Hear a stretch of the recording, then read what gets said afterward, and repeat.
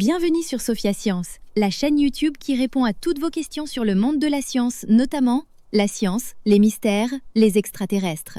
Le contenu de la vidéo d'aujourd'hui est: Pourquoi la glace est-elle glissante? Pourquoi la glace flotte-t-elle sur l'eau? Le mystère scientifique qui intrigue depuis 150 ans. Imaginez la scène. Vous marchez tranquillement et soudain, vos pieds partent dans tous les sens. Vous glissez. Pourquoi? Parce que sous vos chaussures, il y a de la glace. Mais la vraie question est bien plus fascinante. Pourquoi la glace est-elle glissante?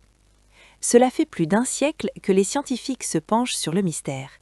Et, étonnamment, la réponse n'est pas aussi simple qu'on pourrait le croire.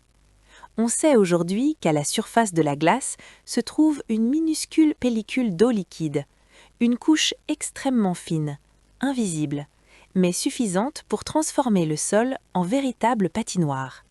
Un peu comme si la glace portait en permanence un film d'eau savonneuse.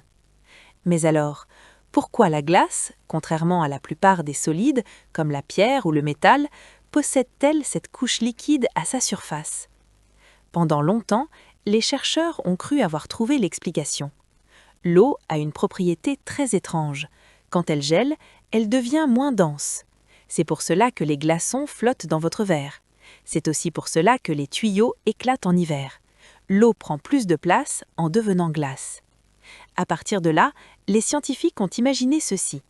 Si on exerce une forte pression sur la glace, par exemple avec une lame de patin, le point de fusion baisse légèrement.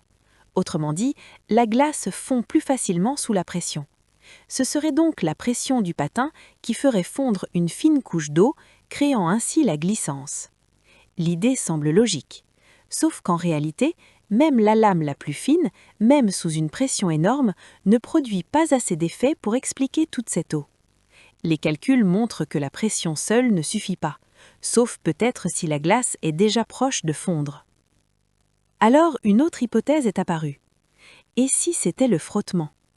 Quand vous frottez vos mains l'une contre l'autre, elles chauffent. Le mouvement crée de la chaleur. Sur une patinoire, les lames en mouvement produiraient donc de la chaleur juste assez pour faire fondre une pellicule microscopique sous le patin. Cela fonctionne quand on bouge. Mais que se passe-t-il quand on est immobile sur la glace? Pourquoi glisse-t-on parfois même sans mouvement? C'est là que l'histoire devient encore plus fascinante. À l'échelle microscopique, les molécules d'eau ne sont jamais vraiment immobiles. À l'intérieur de la glace, elles sont organisées comme dans un immense réseau cristallin, solidement attachées les unes aux autres. Mais à la surface, c'est différent. Imaginez un mur de briques. Les briques au centre sont solidement maintenues de tous côtés, mais celles du bord ont moins de soutien. Elles sont plus libres de bouger.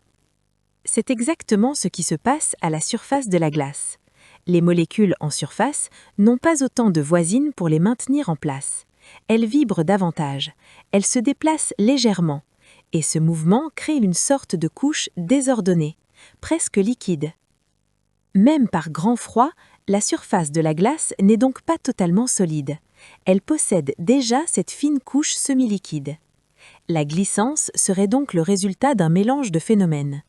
Une surface naturellement plus mobile que le reste du bloc, un peu de pression, un peu de chaleur due au frottement quand on bouge, un cocktail subtil de physique. Ce qui est fascinant, c'est que la glace paraît simple. C'est juste de l'eau gelée, après tout. Et pourtant, elle cache un comportement unique dans le monde des solides. La prochaine fois que vous glisserez sur un trottoir verglacé, vous saurez que sous vos pieds se joue un ballet invisible de molécules en mouvement. Et quelque part, la nature vous rappelle qu'elle garde encore ses mystères, même dans un simple glaçon. Laissez vos questions dans les commentaires ci-dessous et Sophia Science fera de son mieux pour y répondre. Merci d'avoir regardé et à la prochaine!